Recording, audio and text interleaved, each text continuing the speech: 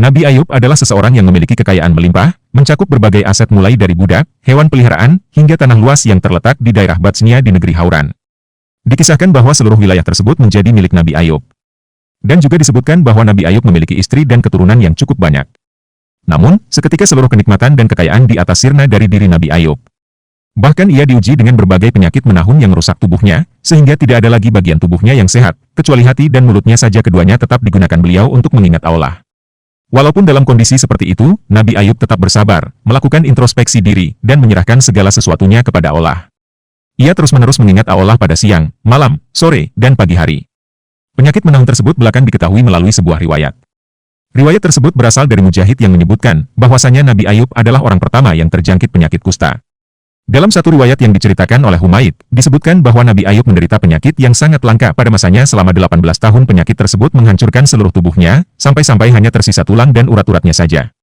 Pada masa itu, satu-satunya yang merawat dan setia berada di sisi Nabi Ayub adalah istrinya. Setiap hari, sang istri menaburkan pasir di bawah tubuh Nabi Ayub.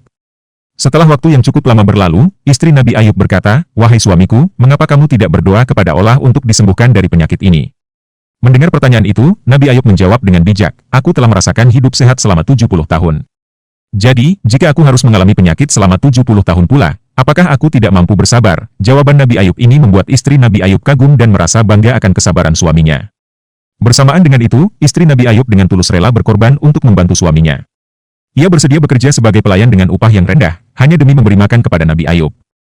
Namun, situasi berubah ketika masyarakat enggan mempekerjakannya karena takut tertular penyakit Nabi Ayub. Hingga akhirnya, istri Nabi Ayub menjual salah satu ikatan rambutnya kepada seorang anak perempuan dari keluarga tuan rumah yang kemudian memberinya makanan sebagai alat tukarnya.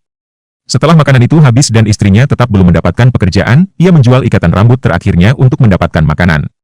Nabi Ayub menolak pada awalnya. Namun, pada akhirnya Nabi Ayub setuju untuk makan setelah istrinya mengungkapkan kenyataan bahwa ia harus menjual ikat rambutnya untuk mendapatkan makanan. Kejadian ini pun menyadarkan Nabi Ayub hingga akhirnya memanjatkan doa kepada Allah dan terabadikan dalam surah Al-Anbiya ayat 83 yang artinya, "Ya Tuhanku, sesungguhnya aku telah ditimpa penyakit, dan Engkau adalah Tuhan yang Maha Penyayang di antara semua yang penyayang."